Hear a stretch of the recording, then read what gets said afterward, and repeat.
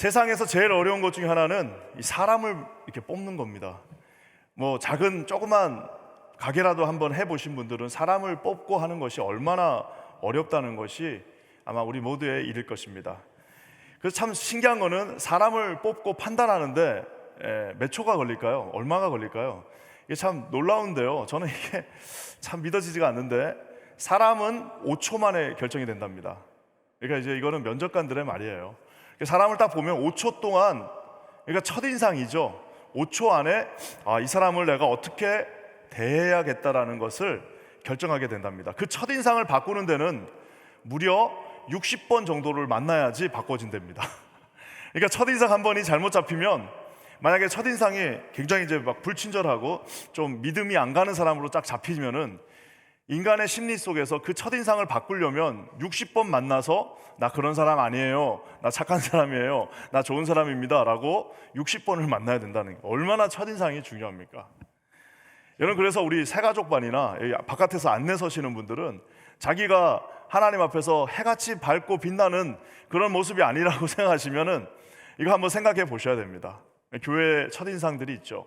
나올 때, 또 우리 식당에서 밥 먹을 때, 그러니 식당 같은 데서 밥 먹을 때 얼마나 중요하겠습니까? 첫인상은 정말 중요합니다.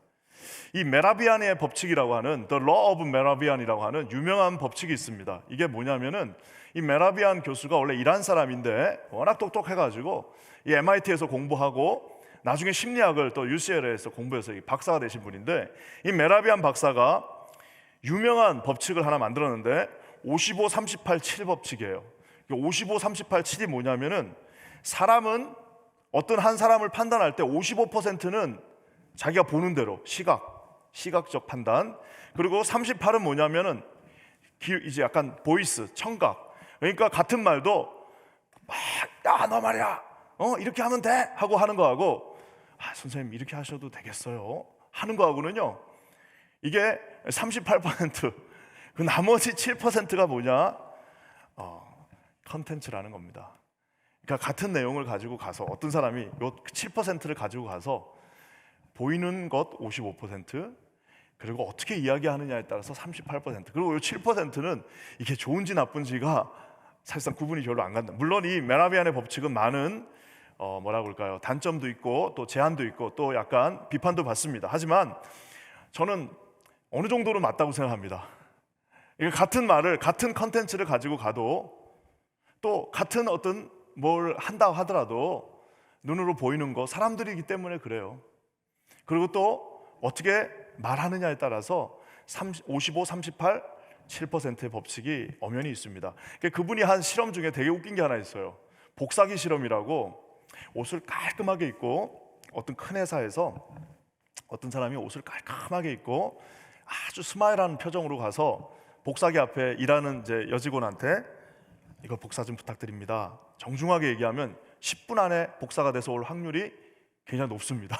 근데 이렇게 막 허름하게 옷을 입고 또 막 불친절하게 이거 좀 해줘 하면은 3배 정도 더 길게 걸려요. 그러니까 똑같은 건데 어떻게 다가가느냐, 어떻게 보이느냐, 어떻게 말하느냐에 따라서 한 3배 정도 차이가 난다는 겁니다. 그래서 우리가 공항에 갈 때도 혹시 업그레이드를 원하면 양복 입고 가라고 그러죠. 그리고 자신이 없으면 옷이라도 잘 입으라는 말이 있습니다. 그래서 자, 이런 것들이 다 어디서 성용되는 거냐? 그래서 심지어는요, 회사에서는 블라인드 채용이라는 것도 합니다. 우리가 어떻게 보면은 저기 뮤직 하시는 분들 다 블라인드 채용하죠. 뭐예요? 다 가리고 누군지 모르게 하고 그 사람의 스펙을 다 가리고 블라인드, 아무것도 보지 않고 딱 정말 그 사람만 보고 채용하겠다는 겁니다. 이 블라인드 채용, 즉 그래서 블라인드 채용에 가서 자기 이름 대도 안 돼요. 자기가 몇 살인지 말해도 안 됩니다. 자기 나온 학교 말하면 바로 그 자리에서 탈락이에요. 블라인드 채용이라는 게 이렇게 하는데요, 그 이유는 뭐냐면, 아니 그 스펙 좋은 사람 뽑아놨더니 막 조금 잘 되면 다 옮겨버리고 또 충성도가 떨어지는 겁니다. 그러니까 나는 정말 우리 회사는 이 사람의 그 마음가짐만 보고 하겠다 해서 블라인드 채용을 하는데, 놀랍게도 이 블라인드 채용의 가장 큰 단점은 뭐냐면 사람을 외모로 보고 판단 안 하려고 블라인드 채용을 했는데, 결국에는 앞에서 보면 그 사람의 외모에 결국엔 점수를 줄 수밖에 없다라는 겁니다. 여러분, 이만큼 결국에는 외모, 겉으로 보이는 것, 우리의 외적인 조건들은 어쩌면 우리 인간은 극복하지 못하는 하나의 장벽일 수 있습니다. 예전에 제가 아주 젊었을 때 어떤 원로 목사님이 우리 젊은 목회자들을 모아놓고 하셨던 참 귀한 강의가 있었습니다. 그때 그분이 뭐라고 그러셨냐면, 우리 젊은 목사님들은 반드시 두 가지를 조심해야 된다. 남자들의 스펙에 속지 마라. 교회에 와가지고 자기 스펙이 대단한 남자들이 오는데 그런 남자들의 스펙에 속아가지고 그 사람에게 뭔가를 주지 마라. 두 번째, 이쁜 여자분들 조심해라. 와가지고 막 목사님 그 앞에서 막 이런 거 조심하라라고. 근데 본인이 마지막에 뭐라고 말씀하셨냐면, 자기가 원로 목사가 되고 나서 보니까 내 인생은 결국 다 속은 거밖에 없다. 거기에 다 속았다. 대단한 사람 같아서 뭔가를 맡겼더니 그건 아니었고, 또 정말 보기가 좋아가지고 이것들을 했더니 아니었다는 거예요. 그래서 결국 그분의 결론은 뭐냐면, 하나님을 신뢰하고 하나님이 이끄시는 대로 외모를 보지 말라라고 말씀하시던 그 생각이 납니다. 사랑하는 성도 여러분, 오늘 야고보 이 장로께서 우리에게 말씀하십니다. 믿음을 가진 자는 사람을 차별할 수 없다. 이 차별이라는 말을 우리가 지금 이제 저기 나와 있는 것처럼 여러분, 단순하게 가난한 사람을 차별한다, 이거는 너무 1차원적인 거예요. 여러분, 그거는 1차원적인 거고, 사람은 모두를 다 차별하게 돼 있습니다. 부자여서 또 차별하기도 하고요, 가난해서 차별하기도 하고요, 자기보다 못났다고 해서 차별하기도 하고요, 자기하고 마음에 안 맞아서 차별하고요, 자기 마음에 들지 않아서 차별하고요. 결국에는 인간은 다 차별하는데 왜 우리가 차별하지 말아야 되느냐? 이유를 1절에서 명확하게 제시합니다. 1절 말씀 우리 한번 같이 읽겠습니다. 시작. 내 형제들아, 영광의 주 곧 우리 주 예수 그리스도에 대한 믿음을 너희가 가졌으니 사람을 차별하여 대하지 말라. 헬라어 성경을 보면 더 명확합니다. 헬라어 성경 어떻게 되어 있냐면, 형제들아, 내 사랑하는 아델포스, 내 사랑하는 형제들아, 하지 마라. 이게 메모는 나와요. 내 사랑하는 형제들아, 하지 마라. 그 다음에 차별, 하지 마라 차별을. 왜냐하면 너희들은 주 예수 그리스도에 대한 믿음을 가졌는데, 그 주 예수는 어떤 주 예수냐? 영광의 하나님. 그러니까 너무 큰 것을 봤기 때문에, 그러니까 너무 대단한 하나님을 우리가 믿음으로 봤기 때문에 나머지 모든 사람들은 다 거기서 거긴 거예요. 여러분, 우리가 사람들을 룩다운 하지도 않고 룩업도 하지 않습니다. 사람들, 어떤 사람은 대단한 사람이 왔다고 해서 와 이러지도 않고, 너무 부족한 사람이 왔다고 해서 막 아유 쟤는 왜 저래 라고 하지 않는 이유는, 우리가 무슨 그 사람은 우리가 무슨 마음이 좋아가지고 우리보다 못한 사람들을 끌어올리고 우리보다 대단한 사람들한테 주눅들지 않는 이유는, 우리가 무슨 대단해서가 아니라 세상에 믿음을 가지고 믿음으로 우리가 영광의 그 주 예수 그리스도를 보고 나니까, 너무 큰 거를 보고 나니까 나머지는 다 거기서 거긴 거예요.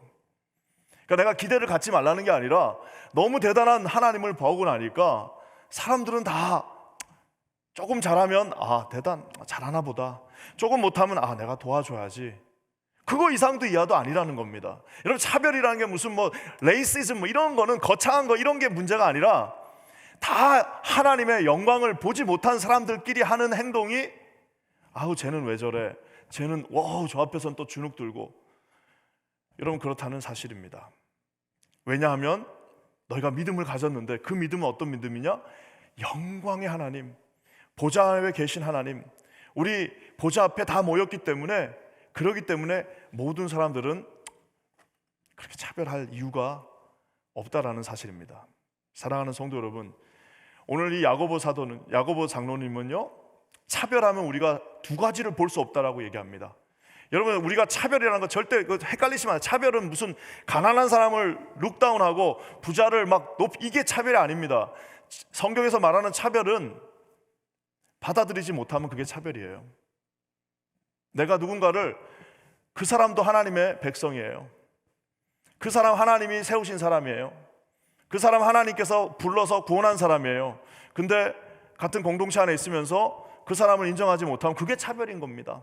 다른 게 차별이 아니에요. 자, 그러면은 차별하면 두 가지 절대 볼 수 없는 게 있습니다. 두 가지 하나님의 놀라운 것들을 볼 수 없는데요, 이 두 가지는 너무 치명적입니다. 그러니까 사람을 차별하는 순간, 즉 그 사람을 있는 그대로 받아들이지 못하면 이 두 가지를 절대 여러분의 인생에서 볼 수 없습니다. 얼마나 심각합니까? 그래서 차별이 무서운 거예요. 한번 볼까요? 첫 번째는 차별하는 순간 여러분은 절대로 하나님의 영광, 능력을 볼 수 없습니다. 한번 우리 3절과 4절 말씀 우리 같이 한번 읽어보겠습니다. 시작. 너희가 아름다운 옷을 입은 자를 눈여겨보고 말하되 여기 좋은 자리에 앉으소서 하고 또 가난한 자에게 말하되 너는 가서 거기 서 있든지 내 발등상 아래 앉으라 하면 너희끼리 서로 차별하는 악한 생각으로 판단하는 자가 되는 것이 아니냐. 차별하면 어떻게 돼요? 너희끼리 서로 차별하면 악한 생각으로 판단하는 자. 주님이 싫어하는 게 두 가지가 있는데 악한 생각과 판단입니다. 내 종인데 네가 왜 판단하냐. 예, 계속 야고보서에 나오는 게 그 말씀입니다. 내가 세운 사람인데 네가 왜 판단하냐. 우리 군대에서도요, 부대가 다르면 서로 인사도 안 합니다.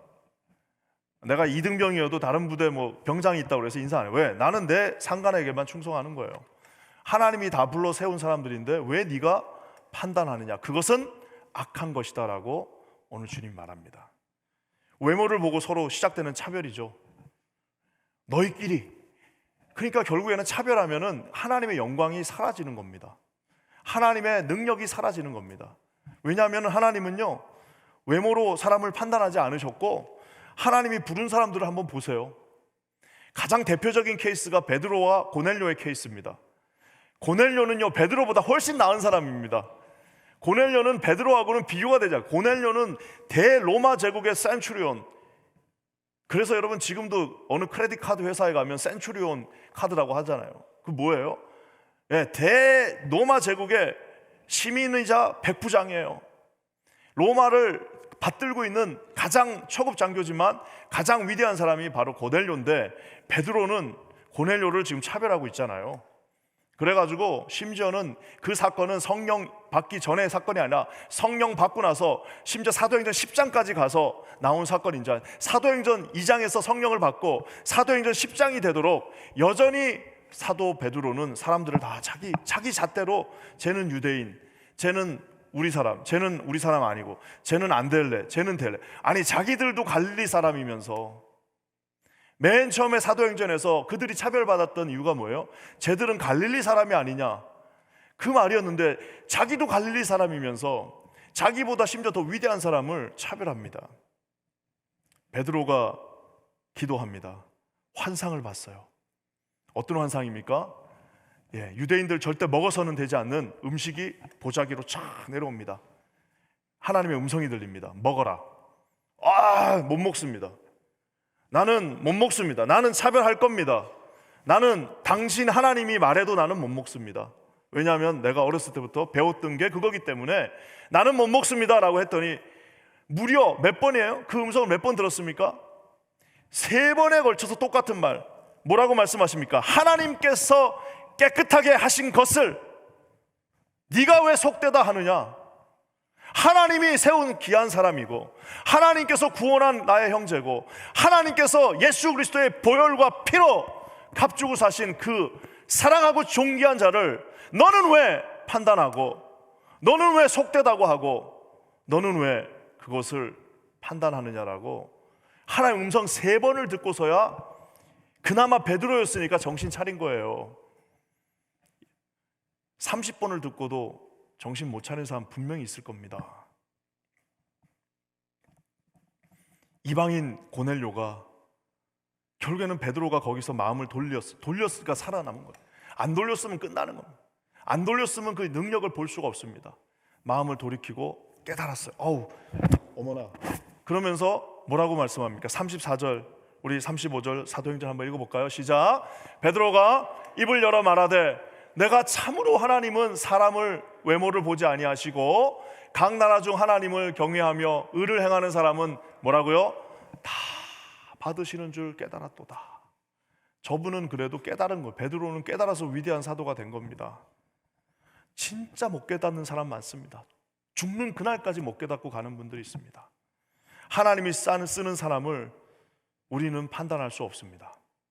그 사람이 어떻게 저럴 수 있냐? 물론 맞아요. 그렇지만 하나님은 언제 그 사람을 사용하실지 몰라요. 어떻게 사용하실지 모르는 겁니다. 결국에는 우리가 아는 것처럼 고넬료가 예수님 만나면 어떤 일이 일어났습니까? 성령이 이방인 가운데서 임하고 그들이 방언을 하고 그 모든 가족들이 돌아왔다라고 얘기하고 있습니다. 여러분, 로마가 불과 이제 한 200년 후에 로마의 가들이 다 예수 믿는 사람이 된 이유는 하나님께서 귀하게 선택한 베드로만 쓴 게 아닙니다. 고넬료가 결국에는 자기 본국으로 갔지 않겠어요? 우리로 치면 주한미군이나 똑같은 겁니다. 주한미군 나갔다가 예수님 믿고 본국 가가지고 뭐 했겠어요? 그 예수님을 믿은 사람이 그냥 살았겠습니까? 로마에 가서 또 예수님 증거하고 살았을 거 아닙니까? 그 위대한 사람의 그 위대한 일을, 그 위대한 하나님의 능력을 우리가 차별하면은 제한하게 되고 볼 수 없게 된다는 사실입니다. 사랑하는 성도 여러분, 그 누가 눈으로 시각으로 보면 하나님이 쓰는 사람 중에 제대로 된 사람이 도대체 누가 있었습니까? 예수님의 족보에 4명의 여자가 나옵니다. 와, 이거 뭐 여러분의 족보에 그런 여자가, 여러분 가문에 그런 자매가 있으면 여러분 어떤 기분이 들겠어요? 하나는 창녀고, 하나는 근친상간했고, 하나는 이방 그 말도 안 되는 모압 족속이고, 또 하나는 뭐예요? 결국에는 가늠한 여자인데, 우리 집안에 그 여자들이 4명이 있다고 생각해 보세요. 얼마나 창피하고 얼마나 이게 말이 안 되는 일이지만 하나님은 거기다가 딱 갖다 집어넣어 놓으셨어요. 왜? 내가 쓸 거다는 거, 내가 내 능력 가운데 사용할 거라는 거. 너는 상관하지 말라는 겁니다. 우리가 할 수 있는 건 오직 하나님의 능력을 기대하면서 기다리고 신뢰하는 것 뿐입니다. 사랑하는 성도 여러분, 다윗은 인간의 눈에 들어오지 않는 사람이었습니다. 8번째, 그 다윗은 그냥 인간의 우리 외모로 판단했으면 다윗까지 기회가 오지 않습니다. 하지만 하나님의 눈은 달라요. 사람들은 전부 다 와, 첫째 대단하네, 둘째 와 엄청나네. 하나님의 눈은 다 따로 있습니다. 예수님의 제자들도 다 자격미달 아니에요? 예수님의 제자들도 다 자격미달입니다. 웃긴 보고서지만 어떤 채용자가 지금 현대적 감각으로 예수님의 12제자를 판단하고 내린 결론이 있습니다. 다 자격미달, 우리 회사에 쓸 수 없는 인간들, 성격 불량, 그다음에 베드로는 성격이 좀 안 좋고 소심하고 다 미달인데 한 명 유일하게 이 사람은 써도 됩니다. 누구예요? 가룟 유다. 너무 합리적이고 공부도 좀 많이 했고 이 숫자 개념도 빠르고 이 사람 써도 됩니다라고 했는, 그게 인간의 눈이고 하나님의 눈은 다를 수 있다는 사실입니다. 사랑하는 성도 여러분, 멀리 볼 필요도 없습니다. 여러분 스스로 한번 보세요. 하나님이 나를 써야 될 이유가 있을까요? 여러분 자신 있는 인생 있으신가요? 나는 자신 있어. 내 인생은 하나님 앞에 자신 있는 인생 우리 중에 아무도 없습니다. 하나님은 그럼에도 불구하고 저 같은 말제 인생들을 들어서 사용하시고 그분의 선한 능력을 우리 이 부족한 인생들 통하여서 보여주십니다. 그래서 우리가 누군가를 차별, 즉 받아들이지 않는 일들을 한다는 것은 죄악이라는 사실입니다. 사랑하는 성도 여러분, 인생이 생각보다 너무 짧습니다. 그렇잖아요? 너무 짧은 이 인생, 정말 슈르륵 지나가는 이 짧은 인생에 왜 하나님의 능력을 안 보려고 하십니까? 여러분의 눈을 다 내려놓으시고요, 아무리 부족해 보여도 하나님이 막판에 들어서 쓴다니까요. 인생을 역전시키신다니까요. 별 볼 일 없는 인생들을 우리 이렇게 유스그룹이나 청년부 보면은 쟤들 내 젊었을 때는 안전해. 여러분 젊었을 때 다 그랬어요. 시간 지나니까 다 기억이 안 나는 거지. 젊었을 때 뭐 대단하셨다고. 나 젊었을 때 예수 안 믿었던 분도 있잖아요. 20대 때 새벽기도 나온 사람도 몇 명이나 되겠습니까? 부족해 보이지만 하나님은 그를 들어서 그분의 능력 가운데 사용하십니다. 우리는 그것을 기다리고 받아들이다 보면 보게 된다는 사실입니다.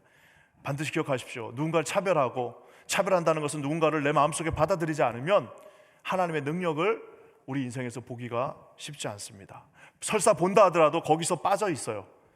그 하나님의 엄청난 소용돌이를 훔치면서 하나님께서 전개해 나가시는 그분의 그 구속사적인 놀라운 은혜 가운데 거기 같이 들어가서 가야 되는데 한 발 더 떨어져 가지고 쟤네 하고 있구나 할 수 있는 그런 확률이 높다라는 사실입니다. 저는 우리 괜찮은 교회 모든 성도님들, 오늘 이 새벽까지 나오신 정말 이 열심을 가진 여러분들이 저와 함께 우리 주님이 하실 일들을 좀 기대하면서 여러분, 우리 부족한 형제들, 연약한 자들, 우리 기준에 봐도 훨씬 못 미치는 사람들, 베드로와 같은 사람들, 제자들과 같은 사람들, 다말과 같은 여자들, 여러분 라합과 같은 그런 우리 생각보다 수준 이하의 사람들도 하나님이 받으시고 쓰신다는데, 여러분 순종하시는 저와 여러분 되시길 바랍니다. 하나님의 능력을 볼 수 없습니다. 두 번째, 만약에 우리가 누군가를 차별해요, 우리가 누군가를 받아들이지 않아요, 우리가 누군가를 우리 마음속에서 지워버렸어요. 그러면은 또 한 가지 볼 수 없는 게 있습니다. 그것은 뭐냐? 하나님의 사랑을 볼 수 없습니다. 8절과 9절 같이 한번 읽어보겠습니다. 시작. 너희가 만일 성경에 기록된 대로 내 이웃 사랑하기를 내 몸과 같이 하라 하신 최고의 법을 지키면 잘하는 것이거니와, 만일 너희가 사람을 차별하여 대하면 죄를 짓는 것이니 율법이 너희를 범법자로 정죄하리라. 내 이웃을 사랑하라는 것은 주님께서 그 부자 청년이 말했어요. 주님, 제일 중요한 거 한 가지만 말해 주십시오. 그랬더니 율법을 다 모아서 다 갈아가지고 다 딱 두 가지로 나오면 하나님을 사랑하고 네 이웃을 네 몸과 같이 사랑하라. 이 두 가지만 하면 된다라고 말씀하십니다. 네 이웃을 네 몸과 같이 사랑하라. 여기서 우리는 이웃을 자기가 픽업합니다. 이 사람은 내 이웃, 쟤는 남. 요 사람은 우리 교회 안에서도 요 사람은 내가 같이 갈 사람, 요 사람은 내 이웃 아니야. 여러분, 이웃이라는 거는 내가 지금 눈으로 볼 수 있는 사람들은 다 이웃이에요. 오늘 주님이 말씀하십니다. 내 옆에서 나랑 함께 얽혀 있는 모든 사람들, 만약 그들이 내가 사랑하지 않으면 저 말씀은 너무 무서워요. 죄를 짓는다고 말하고 있습니다.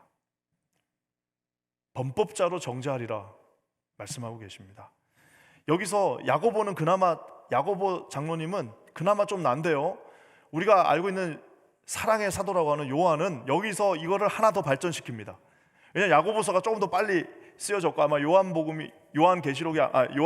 서신서가 아마 더 늦게 쓰여졌을 텐데, 여기서 한 단계 발전시켜서 요한 1서 4장 20절과 21절에 이렇게 말합니다. 한번 다 같이 읽어보겠습니다. 시작.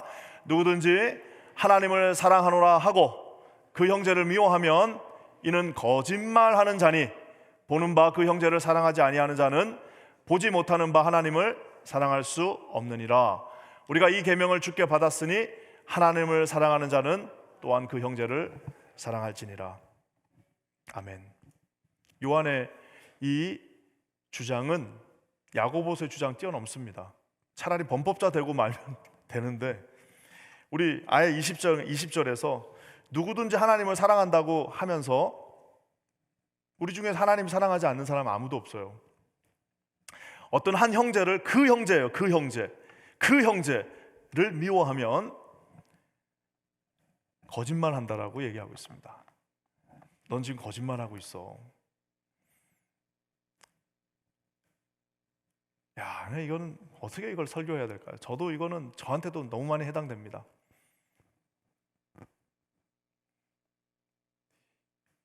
하나님을 사랑하는 것이 거짓말이 될 수 있어요. 어떻게 할 때요? 누군가를 차별할 때. 차별은 뭐라고요? 받아들이지 못할 때. 어떤 한 형제를 미워하면 그 미워하는 그게 내 모든 것들을 다 지배해버립니다. 그 앞에서 한 발도 나갈 수 없어요. 그 앞에서 단 한 발도 못 나갑니다. 왜? 하나님이 너는 거짓말장이라고 지금 말하고 있기 때문이에요. 그러면서 넌 범법자다. 넌 지금 율법을 파괴하고 있다. 넌 지금 한 발도 그 앞에서 나갈 수 없다. 아무리 기도를 해보세요. 그래 오죽했으면 주님이 먼저 가서 화해하고 와서 기도하라라고 얘기하는 이유가 바로 거기에 있습니다. 그분이 혹시 돌아가셨다면 정말 그 자손한테 가서라도 미안하다, 내가 니네 아버지한테 좀 사과할 게 있는데 내가 아버지 돌아가셔서 내가 늦게라도 좀 사과해야 되겠다. 그래야지 가서 기도할 수 있는 겁니다. 두 눈 뜨고 살아 계신 사람이라면 더 잘 됐죠. 설사 그 사과를 받지 않는다 할지라도 그럼 또 그 사람의 문제가 되는 거고, 나는 가서 진심을 다해서 사과하고 그 형제를, 그리고 하나님 앞에 거짓말하는 자가 되지 말자라고 오늘 성경이 말하고 있습니다. 사랑하는 성도 여러분, 차별을 하게 되면 결국엔 두 가지를 놓치게 됩니다. 그것은 뭐냐면 차별하는 순간 하나님이 하실 놀라운 일들, 그 형제, 그 자매를 통해서 하실 놀라운 일들을, 그 능력을 우리가 보지 못하게 됩니다. 설사 본다 하더라도 구경꾼이 돼서 보겠죠. 차별을 하게 되면 어떻게 되는 겁니까? 네, 우리가 하나님께서 하시는 놀라운 하나님의 사랑 안에 들어갈 수가 없습니다. 왜냐하면 하나님이 거짓말장이라고 이야기했기 때문입니다. 최소한 안 되면 중립이라도 지키세요. 중립. 도저히 안 될 것 같다, 나는 도저히 저 사람을 사랑할 수 없다, 그럼 그냥 중립으로 그냥 내가 하나님 저렇게 하라고 그랬으니까 한번 믿고 가야겠다라고 하시면 됩니다. 사랑하는 성도 여러분, 말씀이, 야고보서의 말씀은 만만치가 않습니다. 이게 참, 성경은 그래서 참 좋습니다. 우리에게 참 좋은 말씀, 우리의 위로가 되는 말씀, 우리의 이민생활에 힘이 되는 말씀도 있는 반면에 우리의 내면을 다시 한번 들여다보게 하는 이런 좀 까칠한 말씀도 있습니다. 사랑하는 성도 여러분, 이 세상에서 차별하지 말라고 했지만 가장 크게 차별하신 분도 있습니다. 우리가 잘 아는, 여러분, 지상 최대 차별은 하나님이 자신의 아들 독생자 예수 그리스도에게 십자가를 지게 하신 것이 지상 최대 차별입니다. 그 지상 최대 차별이 있었기 때문에 저와 여러분이 하나님 앞에 공평하게, 하나님 앞에 받아들여짐을, 하나님께서 우리를 여전히 자녀로 인정해 주시고 계십니다. 아들의 십자가, 아들께서 그 모든 하늘의 보좌를 버리시고 차별의 끝판왕이 되는 십자가를 지셨기 때문에 결국에는 우리 하나님이 만약에 우리에게 공평했다, 하나님 우리에게 아주 법대로 하셨다, 하나님께서 우리에게 율법 그대로 했다라면 이 자리에 지금 저를 포함해서 살아있을 사람은 아무도 없지 않습니까? 여러분, 우리가 그 큰 범죄 아래서 하나님이 다 용서해 주셨습니다. 다 용서해 주셨습니다. 하나도 내 기억하지 않겠다라고 다 용서해 줬는데, 그 용서함을 받고 뒤돌아서서 형제의 멱살을 잡고, 여러분, 이게 우리가 하나님 앞에 거짓말하는 거예요. 아니면 용서받지를 않았든가, 용서받았는데 이거는 거짓말하는 거고요, 용서를 안 받았기 때문에 이러고 있는 겁니다. 사랑하는 성도 여러분, 하나님께서 자기 스스로를 차별하셔서 우리에게 공평을 허락해 주셨습니다. 우리에게 다 이렇게 차려주셨어요. 사랑하는 성도 여러분, 하나님 앞에서 우리가 누군가를 차별하면 하나님 능력 볼 수 없습니다. 하나님의 사랑 거짓말입니다. 가장 큰 수혜자는 저와 여러분입니다. 이미 그 큰 사랑을 받았습니다. 우리 민족은 가장 약한 민족이었지만 하나님 앞에 그 큰 수혜를 받았습니다. 우리 자신도, 저 역시 정말 보잘것없는 한 미천한 인생이었지만 하나님께서 이렇게 큰 은혜를 주셔서 여기까지 왔습니다. 여러분들도 다 똑같지 않습니까? 우리 좀 기다립시다. 하나님이 그 사람, 그 인간, 그 부족한 사람 들어서 나중에 어떻게 사용하실지 몰라요. 좀 기다려 주세요. 좀 기다려 보세요. 여러분 판단하지 마시고 기다려 보세요. 그리고 하나님께서 사랑하라고 말씀하셨습니다. 여러분, 그것은 그냥 하나의 옵션이 아니라 명령이지 않겠습니까? 그 마음으로 요 보잘것없는 짧은 인생에서 하나님과 스트러글링 하지 마시고, 하나님 마음 아프게 하지 말고, 하나님으로부터 거짓말장이라는 소리 듣지 마시고, 여러분 내려놓고 주의 손을 붙잡으시는 저와 여러분 되시기를 주님의 이름으로 간절히 부탁드립니다. 여러분, 이 말씀이 오늘 하나님의 말씀으로 여러분의 이 심장 가운데 울림이 되길 원합니다.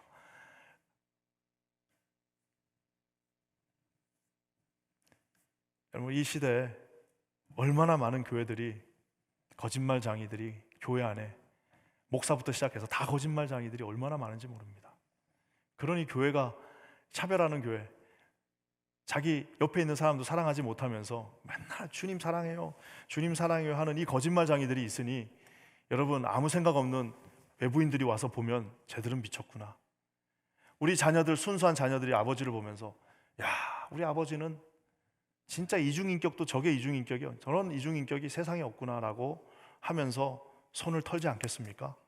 사랑하는 성도 여러분, 도저히 할 수 없으면 최소한 하나님 앞에 무릎 꿇고, 주님 저를 좀 어떻게 좀 해주세요, 저를 붙잡아 주세요.